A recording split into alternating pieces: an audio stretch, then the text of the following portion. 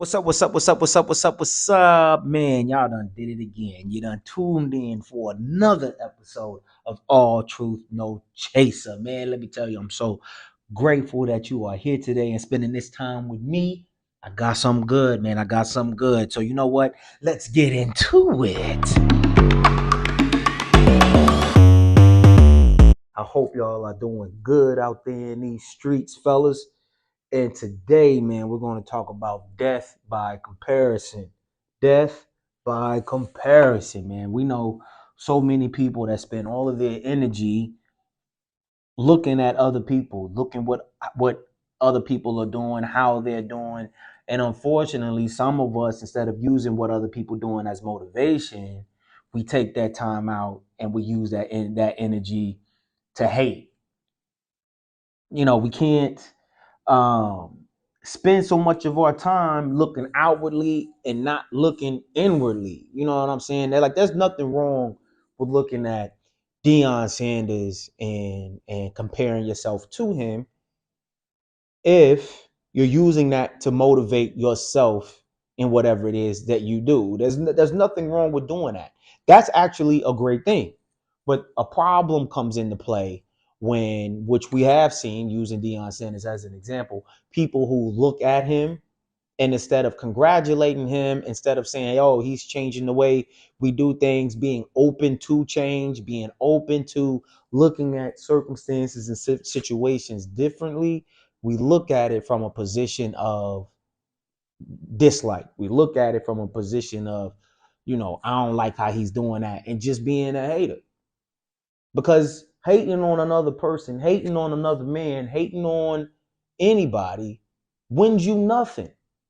You know what I'm saying? All it does is like brew this hate and discontent. And you know what? There's nothing worse than a person who will take the time out to dislike somebody and then take that dislike and use that dislike to try to influence other people to dislike them too.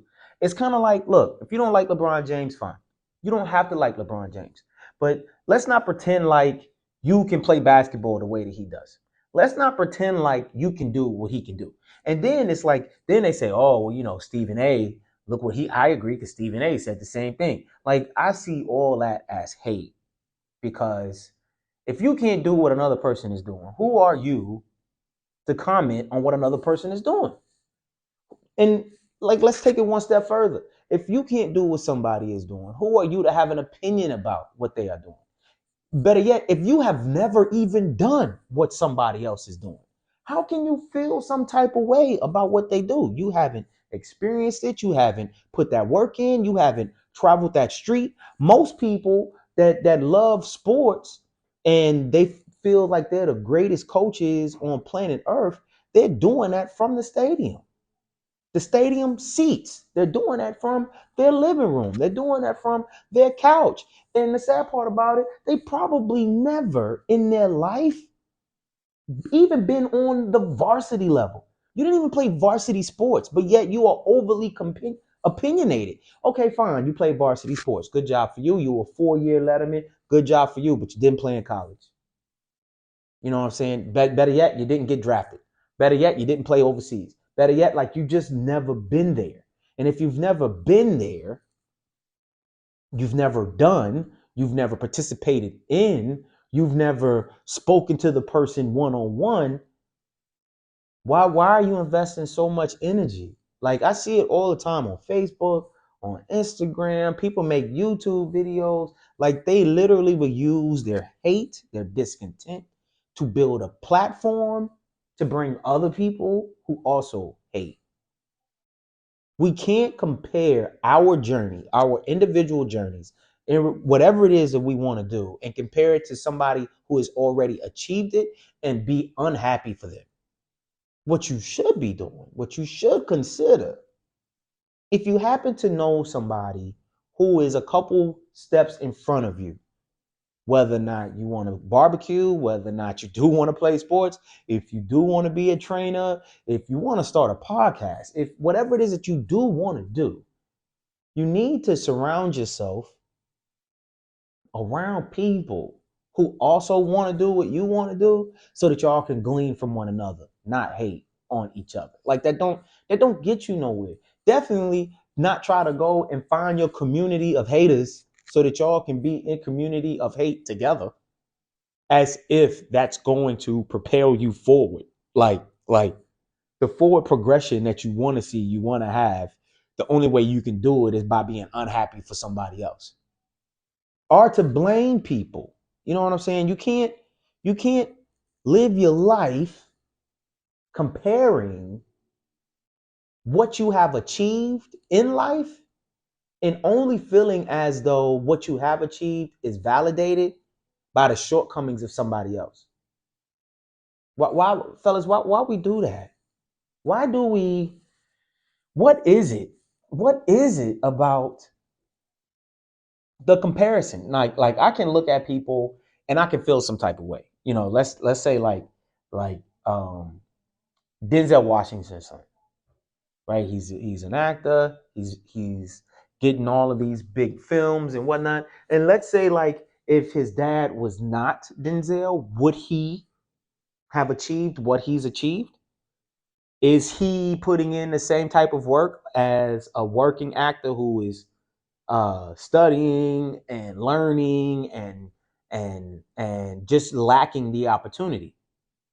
Is it okay for that person that just hasn't had the opportunity to hate on somebody whose dad probably opened the door for him? It doesn't make the person who has access less worthy than the person who doesn't. It's just what it is. Some people have to work harder. Some people have to struggle longer. Some people have to struggle longer. Because if you live by the mantra of what's for you is for you, then it is your obligation to stay in the game. It is your obligation to stay 10 toes down. It is your obligation to be open, to be accepting to the marathon. And while you're running your race, run your race in a healthy manner. Not running your race to try to trip somebody up, not running your race to be like, you know what I'm saying? They think they better than me because, they got XYZ trainers. They think they better than me because they hang out with the boss. They think they better than me. Why do people always think that somebody else is thinking that they're better than them?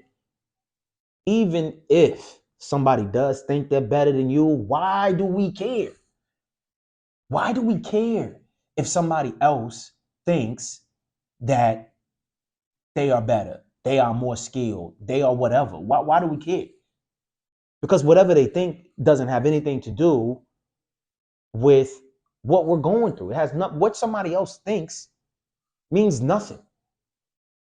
What should matter to you is what you think about you. You know what I'm saying? And there's so many downfalls, man. When you spend a lot of energy um outwardly looking and blaming other people, for some folks you become stagnant. You become stagnant. What can stagnation look like? It can look like, instead of you going out there and gambling on yourself, instead of you going out there and seeing what you can do, you sit at home. You don't want to leave the comfort zone of your parents, or you find you a woman that's just gonna take care of you, and you just want to sit at home. You want to drink, you want to smoke weed, you want to play your video games, you just want to watch TV. You don't want to actually go out there and gamble, because if you go out there and gamble, you're going to be weighing yourself against somebody else who is gambling. And because they gambled and it worked out, you don't want to do it because you don't want to feel bad. You don't want to feel unaccomplished. So instead of not wanting to feel unaccomplished, you decide and you choose to do nothing. We can't live like that. We can't be on some. I believe it has to do with like needing a relief. I just need to play video games because I need a relief of the pressures of the world, and I don't want to deal with the pressures of the world, because if I have to deal with the pressures of the world, what if I don't live up to that person? What if I don't achieve what that person achieved? So instead of me going out there and trying, I rather hide in my bedroom. I'd rather hide in my house. I'd rather hide from the responsibility. We can't let we have to allow our subconscious that wants to drive us, our subconscious that desires to drive us, and silence that. We can't allow like whatever triggers that may be going on with you, why you feel like you have to be so defensive when people come to you and ask you, what are you going to do with yourself? You know, and instead of saying, you know what, I'm going to do this and I'm going to actually go and do it. Instead, we get defensive. You know what I mean? We get defensive because we have already told our subconscious, I don't want to listen to my subconscious that is telling me to go get it. I don't want to listen to the people around me telling me that we can go get it. I don't want to listen to my subconscious tell me, you know what, it's going to be okay. Just go try. We don't want to listen to people that say, yo, I'm going to support you. Just go try. We don't want to do none of that. And then when we get checked on it, we want to get angry. We want to get resentful. We want to start to push blame. We want to tell our support system, I could do this if you supported me. Ain't it crazy? Like when people don't do nothing with themselves, instead of them blaming themselves for the nothingness, they blame the people around them for not supporting their nothingness. Like you want people to support you, but you're not giving anything to support. At the cost of you would rather blame other people at their cost than you looking at yourself to say, I am here because I did not pay my cost. I did not handle my responsibility. I did not take care of the moments when they came. When opportunity did come my way, I belittled the opportunity because I feel as though I'm greater than that. But you can't be greater than something that you don't do. And fellas, we can't think that we are more than what we are. In order to be more than what you are, you have to build that up. And the best way to build that up is to make calculated gambles on yourself. The best way to build that up is that person that you want to compare yourself to. What did they do? What routes did they take? How did they get there? And let's educate ourselves to see if we can follow that pathway.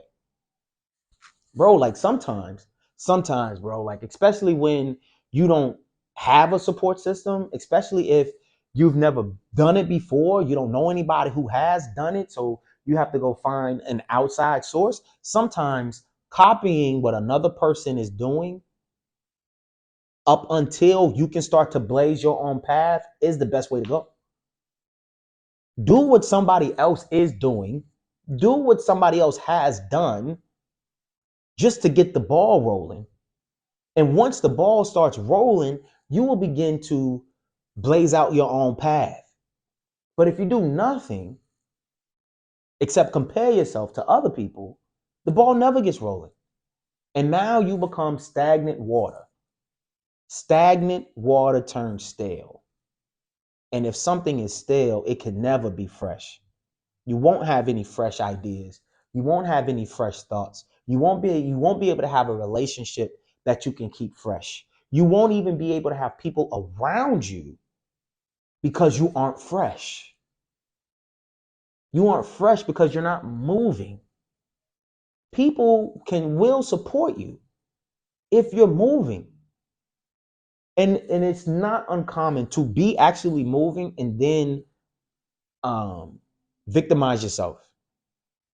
It's not uncommon to be moving and then have imposter syndrome. It's not uncommon to be moving, but yet you feel as if you've accomplished nothing. That's not uncommon. But you have to be willing to say, am I moving? You have to be willing to look at every win, regardless of how minuscule, as a building block, even if it's a grain of sand. That is one grain of sand in the jar that was not there before. And that is something to be proud of. Because if you're just this stagnant, stale water, the only thing that breeds is negativity. When you're doing nothing and you're not moving, now you're just this negative person. And the negativity is never inward. The negativity is always outward. Sometimes fellas, like when we are so negative, next thing you know, we start doing things to look for some kind of attention that is negative, just so you don't have to pay attention to why you got here. I don't want anybody to say that I'm not doing nothing. So therefore, I'm going to participate in destructive behaviors just so people don't have to ask me why I'm not doing nothing. Just so people don't have to hear me speak negative about people doing what it is that I want to do.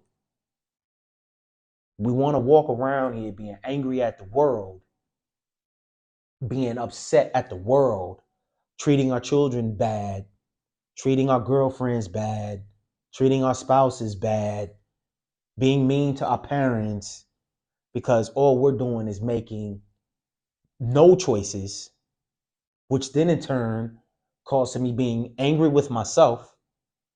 So now my thoughts, my subconscious that's supposed to support me, is also chastising me. And now I got to get that same chastisement from the people around me. So I'm just a very mean, bitter person to be around because I'm doing nothing. I blame my job. I blame everybody but the fact that I'm doing nothing. We can't operate like that. You know what I mean? It's kind of like, well, bro, okay, that's what I'm doing. All you doing is talking at me. Like, then what? What can I do to change that? Do I want to change that? How do I feel about the thought of changing that? I don't exactly know how to get started. I feel like when I do want to do something, what I desire to do feels so huge that I'm trying to eat this elephant in one bite. I don't have any answers to achieving my dream, to achieving my goal. Maybe start journaling, man. And what does journaling look like? Like there's a couple things I do subscribe to, like free writing. That's something that I do from time to time. I'm not gonna sit up here and tell you all that I'm disciplined with it because I'm not. I wish I was. I could definitely do better. But free writing is great where you just put the pen to the paper and you just write. Put the pen to the paper and you just write. Sometimes that's the best thing so that your subconscious can yell at you, but yet you get it out. Getting things out is a release. Being able to release those feelings, release that anxiety, to release the judgmentalness that you operate in towards yourself and towards others. Just don't think about it. Put that pen to the paper and just write. And I'm not going to say write a page. I'm not going to say write 2 pages. I'm going to say write a sentence. And look, sometimes writing that sentence can feel impossible. But if you can show up for yourself, and this is me talking to myself, if I can show up for myself with the goal of writing one sentence, I might be able to get more insight into myself. You might be able to get more insight into yourself.